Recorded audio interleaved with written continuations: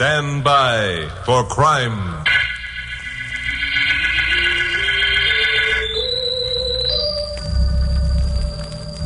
Hi. I'm Chuck Morgan, newscaster at station KOP here in Los Angeles. You know, there's nothing that strikes terror to the heart of a city more than the knowledge that there's a maniacal killer at large. Especially one who kills just for the sake of killing, with no apparent motive or reason. Well, we had one here in L.A. a while ago. The press dubbed him the Sniper.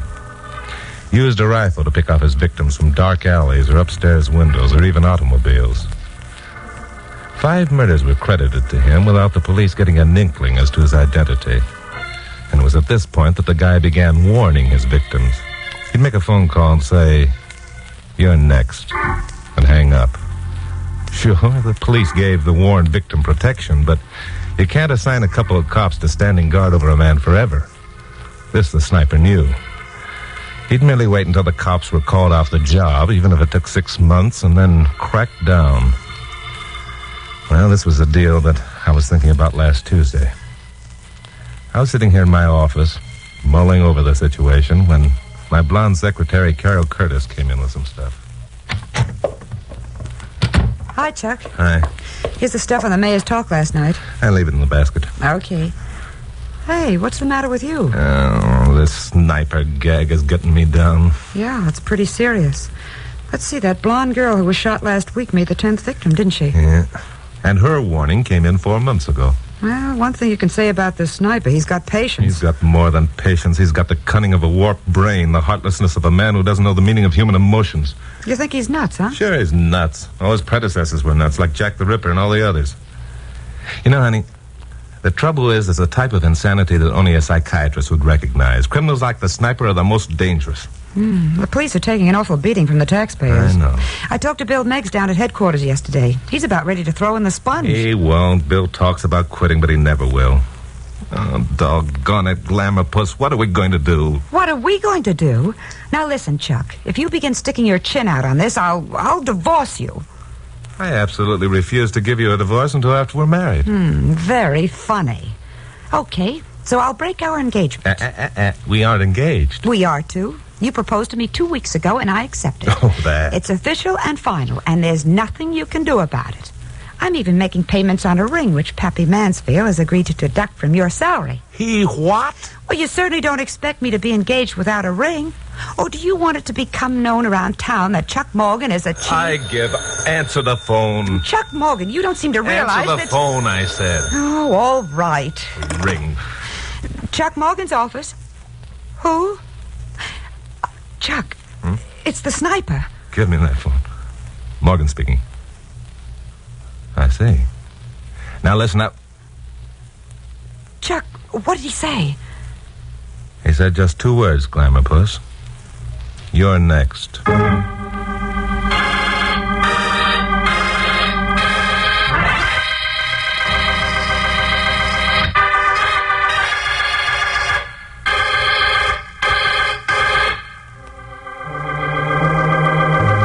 Well, it looked like I was going to stick out my chin on this deal, whether I wanted to or not. Now I knew how those other victims had felt when they heard the warning come to them over the phone. It wasn't a pleasant feeling. You thought of yourself walking along a street some night and hearing the bark of a rifle, feeling the impact of a bullet between your shoulder blades. You wondered what night it would be, and you thought of all the nights in between before it happened, and you wished you were 1,000,000 miles away living in a desert island. The voice that came to me over the phone was neither young nor old. He could have been 16 or 60, but it didn't matter. What he said was what mattered. And the implication of it was still ringing in my ears when I hung up the phone. Chuck, this is horrible. It's awful. All right, don't get excited, Glamour Puss. I'm not dead yet. Well, you will be. All of the others are. Every single one of them. That's a cheerful picture. Oh, I'm sorry. Only I couldn't bear it. No, wait. Let's cut out being so morbid and do some constructive thinking for a change. Okay. Do you remember Danny Yates? Oh, sure. He was a little bookmaker, a couple of racketeers framed for a job he didn't do. That's the one. And you saved him from a 5-year stretch by proving him innocent. Right. Now, our first move will be to go down and have a talk with Danny. Are you crazy? Huh? The only place we can find Danny Yates is on Skid Row. And Skid Row is where the Sniper hangs out. Oh, that's only theory, Glamour Puss. Nobody knows where the Sniper hangs out. Besides, it's the last place he'd expect to find me. Come on, get your bonnet.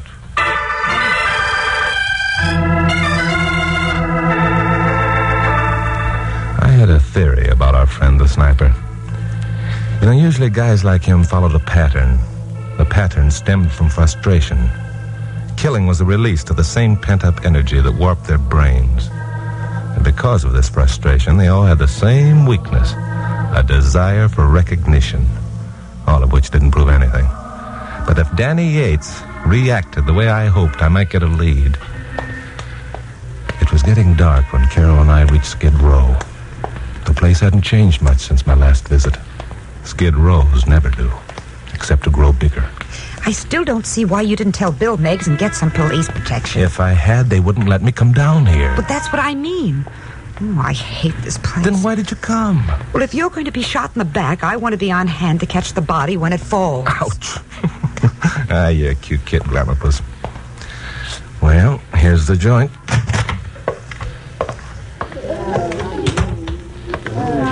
Joint is right. Ooh, what crummy-looking characters. The time has come for you to stop talking, Glamourpuss, so shut up. Oh, sometimes I wonder why I don't hate you. Now, let's take a look around. Yeah. There's Danny at the corner table over there playing his usual game of solitaire. Come on. The black 6 goes on the red 7, Danny. Now, look, who's playing it? Hello, Morgan. Hi. What's on your mind? Social visit, Danny. Mind if we sit down? Go ahead. How about buying us a drink? Sure. What'll you have?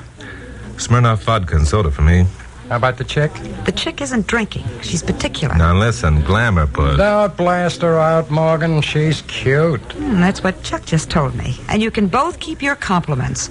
Hey, Mike. Yeah, Danny. 2 Smirnoffs and soda. All right. What's it all about, Morgan? Want a tip on a horse? Yeah. The 11th race is coming up, Danny. The horse's name is Sniper. There ain't no such horse. Oh, yes. He's been running a lot of dead heats lately. What do you think his chances of losing the next one are, Danny? I don't know what you're talking about. Here's your drinks. Yeah, put them on my tab, Mike. Okay. Danny, you have the reputation of being an honest bookie. You always pay your debts. And you figure I owe you something? 5 years is a long time to be locked up for a man who likes his freedom as much as you. Yeah. This tip on your horse kind of important to you personally, Morgan? Practically a matter of life and death. I get it. Wait here. Right.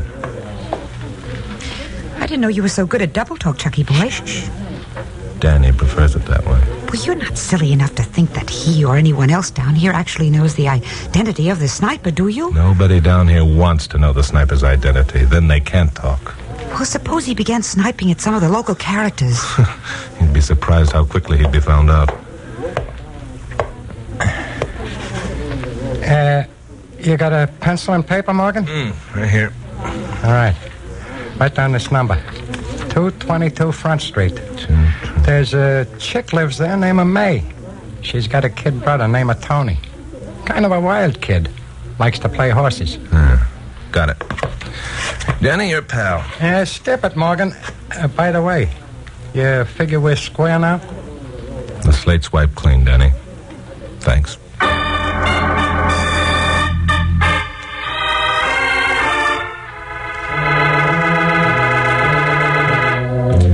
Front Street was an alley that divided a city block. A street light burned in the end we entered. The buildings on either side were old and seemed to be mostly deserted. Our shadows marched ahead of us as we advanced into the gloom. A figure peered out at us from the darkness of a doorway. We heard the step and whirled around. But whoever it was must have gotten cold feet when he saw my hand reach toward a pocket. Footsteps pounded away down the alley. I began to wish I hadn't let Carol come with me. Then I remembered what an important role she was playing in this drama, much more than even she suspected. We stopped before a door. I lit a match, saw that it was 222. Well, this is it. May and her brother must like to live away from things. Low rent is probably the answer to that one. Now look, after we've talked to May a few minutes, I want you to remind me of something. For instance? We'll make it go something like this. Hey, Chuck, don't forget that you're meeting Danny Yates at the corner of Wilshire and Rossmore at 11:30. Got it? Stop me if I'm wrong, but didn't we just leave Danny Yates? Well, you do as I say and don't ask questions. Oh, okay. Well, suppose May isn't home. We'll just have to think of... The girl who answered the door was the homeliest female I'd ever seen. She had a horse face and buck teeth. Her skin was pockmarked and her eyes were crossed. Then we got another shock. She spoke, and her voice was the antithesis of her looks. It was low, resonant, and rich. Yes? Are you May? Yes, I am. Won't you come in? Thanks. I suppose you're the police. What makes you think that? I knew it was bound to happen sooner or later. You're after Tony, aren't you? I suppose you have a warrant? Tony, your brother? Yes. What do you think he's done? I don't know. Will you wait here a minute, please? Tony? Yeah? You come here a minute, please? Hey, who's the broad? That'll be enough, Tony. No kidding, sis. She's got class. Introduce me, will you? They're from the police, Tony. Are you kidding? This babe ain't no cop. Hey, how about it, chick? If you don't mind, I don't like being pawed. Aw, don't be so hard to get along with.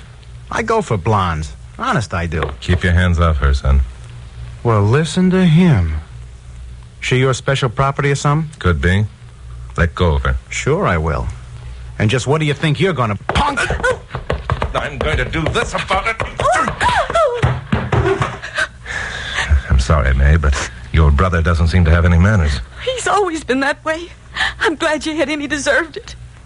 Tony's all the family I have, and I try not to blame him too much. Oh, you poor kid. Here, sit down. Oh, my jaw. What happened? You ran into something that didn't agree with you. Get up on your feet. Now sit down in that chair and behave yourself. Keep your hands off me, jughead. So you're a cop, huh? Well, you ain't got nothing on me. Nothing. I don't imagine it'd take very long to get something on you. But since I'm not a cop, we'll skip it for now. You're not from the police? No, I'm Chuck Morgan, newscaster in KOP.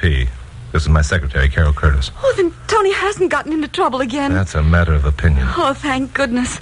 Lately, every time there's been a knock at the door, it's been someone looking for Tony with a complaint. Oh, will you quit your blubbering, sis? I ain't done nothing. If you're Chuck Morgan, what are you doing here? Came down to see a friend of mine, Danny Yates. He gives me tips on horses. Someone at the saloon said I might find him here. Well, he ain't here. So I see. Well, what difference does it make, Chuck? What? Say, didn't you leave word to have Danny meet you at the corner of Rossmore and Wilshire at 11:30? Yeah, but meeting him here would have simplified his matters, that's all. All right, let's get going. May, I'm sorry if we troubled you. Oh, it's all right, Mr. Morgan. I'm just glad that Tony hasn't done anything wrong, that's all. Well, I wouldn't count on that too much, May. Kids like Tony usually wind up behind bars. They get ideas. They get away with one or two jobs and think they're smarter than the cops. But it never works out that way. A fact that Tony, I believe, is going to find out sooner than he thinks.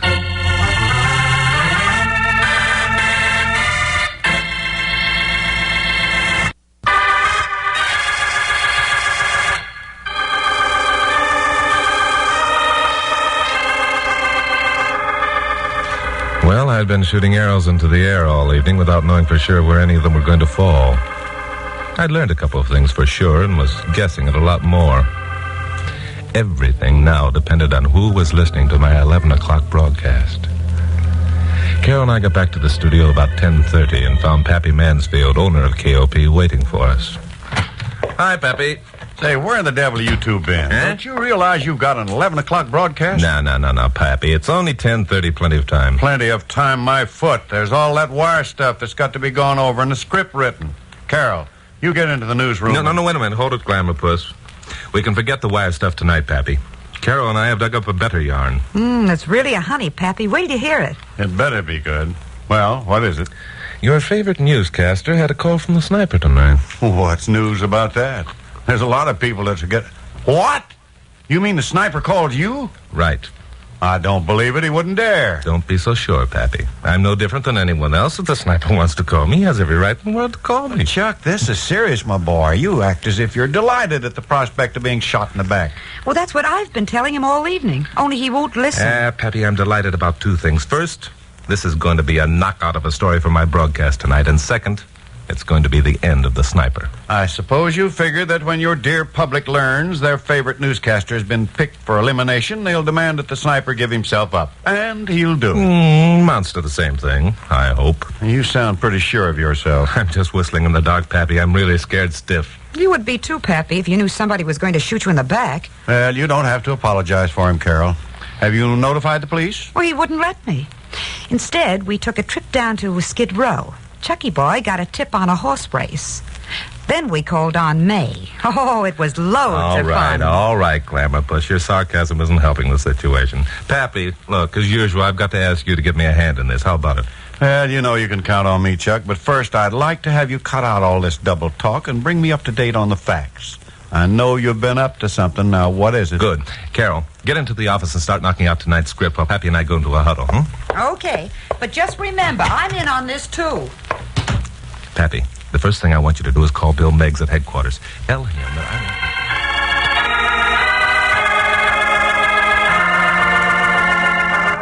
I did my broadcast as per schedule, making a big thing of the fact that I was next on the sniper's list.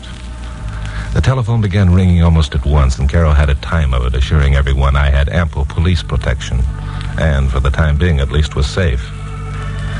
Well, Carol and I left the studio a few minutes after 11:15 and drove out Vine to Rossmar. Just beyond 6th, we parked the jalopy and walked up towards Wilshire on the west side of the street. We came to a driveway with a hedge and stopped in the shadows. Wait here a minute, Glamour Puss. I'll be right back. Where are you going? Keep your eye on the corner up there and don't move. Okay. I went up the drive and around the garage and checked on the street in the next block. Then I came back to where Carol waited. Anything happen? Well, a car just drove up and parked beyond the bus stop on Wilshire. The car Carol pointed out was an old convertible. The top was up, but there was no glass in the back window. It was headed west. Anyone sitting inside had a clear view of the benches that were placed at the bus stop. I wasn't sure, but I thought that the convertible's motor was idling. Chuck, look at the crowd gathering the bus stop. Gee, that's an awful lot of people to be waiting for a bus at this time of night. I hope the sniper, if he's waiting in that convertible, doesn't think so. He might get suspicious. Suspicious of what? Most of those people are cops. It's all part of the plan. What plan? Why aren't I in on it? You're in on it more than you think, Glamour Puss, and I'll tell you all about it in the morning. Why, do you mean I've been a guinea pig all evening? Mm-hmm. More or less. Now listen, will you stop asking questions? Okay. And maybe I'll tell you what's going to happen. Oh, you'd better. Look, in a minute, Danny Yates is going to come walking up Wilshire towards the bus stop. He'll mingle with the crowd. A minute after that, the bus will come along, and everyone will get on but Danny. Well, what'll he be doing? He'll be left sitting on the bench alone. A perfect target for the sniper. Who's in the parked convertible? Yes, well, at least that's what we're going to find out. If he is, he'll probably take a shot at Danny and then head up Wilshire. Now, unless I missed my guess, he'll turn right on Muirfield to get out of the traffic. Well, wait a minute. There's something cockeyed here. Why is the sniper going to snipe at Danny Yates when you're his boy? Muirfield Street makes a turn after it leaves Wilshire and swings back to Rossmore. Now, I'm counting on the sniper not knowing that because there's a police blockade over there right now. Which doesn't answer my question. Why is the sniper... Keep quiet. Here comes Danny. Danny came briskly up to the bus stop, timing his arrival with the arrival of the bus itself. He mingled with the crowd, and for a minute I lost him. Then the last of the people got on. The bus swung away, and Danny was left sitting alone on the bench. Then something happened I hadn't counted on. The bus, as it passed the parked convertible, began to backfire. I glanced at it and then back to Danny. Danny was gone. But I could see one of his legs sticking up over the back of the bench. Then Carol yelled, "The convertible, Chuck, it's moving away." "Wait here, Glamour Puss." I ran up the driveway, cut across a patch of lawn, and vaulted a 5-foot fence. I landed on my hands and knees, just as a pair of headlights swung around the corner of Muirfield. It was a convertible, and the driver saw the blockade of police cars at the moment I was getting to my feet. It slewed into the opposite curve with a squealing of brakes. The door opened, and a figure got out and sprinted across the lawn. I followed. The figure disappeared around a house. Lights sprang on in the house. Their reflection showed me a shadow climbing over a back fence. I took a running jump. The two of us landed on the other side at the same time. Something swished through the air, and I caught the gleam of a rifle barrel. The blow struck me glancingly, and I went down. I saw the rifle barrel coming again, and I made a lunge for the guy's legs. I hung on for dear life, dodging his blows with the rifle till my head had cleared. Then I reared up and dumped the guy. I grabbed him by the shirt front, pulled him into me, and then I gave him a hard right. And he crumpled up like a colt dropped from a hook. Well, mister, I guess this is the end of the trail. Chuck Morgan, where are you? I must have gone over the fence. I'm over here, Pappy. I got out my lighter and knelt down and pulled out the guy's hat. A mass of hair spilled out from under that hat. The face that was revealed by the rays from my lighter was pockmarked and ugly. It was the face of May.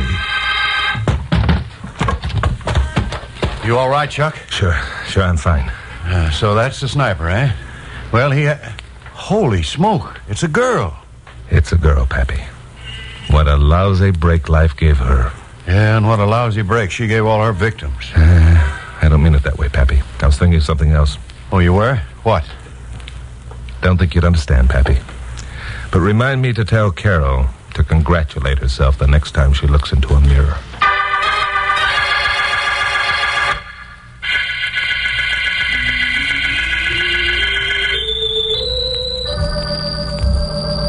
Carol and Pappy and I dropped into Nick Adele's for a beer and a sandwich before saying goodnight.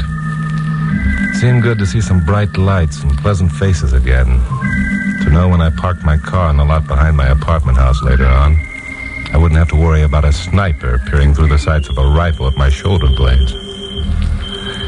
I knew that Carol and Patty had a lot of questions they wanted answered, and that neither of them was too happy about the way I'd handle this affair.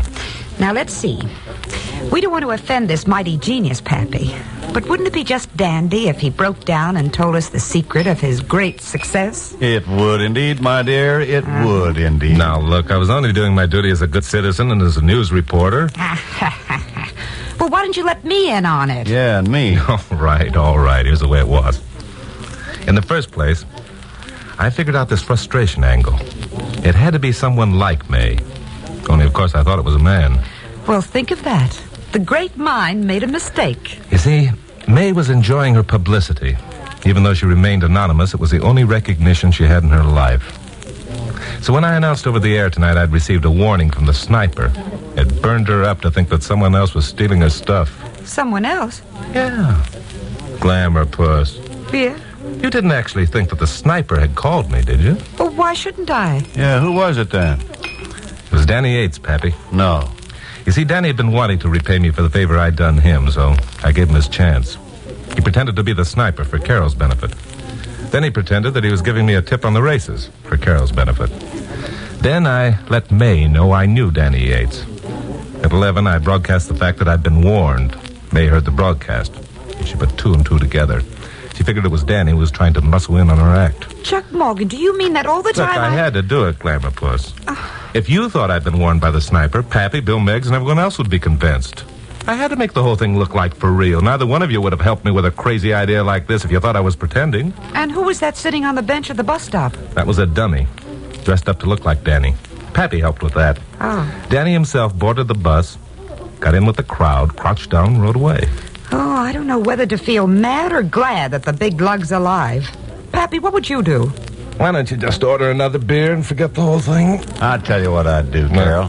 I'll tell you, I'd skip a couple of payments on your ring that he's paying for. Mm-hmm. Now, that ought to fix you, hadn't it? Oh, Pappy, that's a wonderful idea. That's just what I'll do. Then he'll Now, have wait a minute. Now, I didn't order any ring. On my salary, I can't afford to have a ring.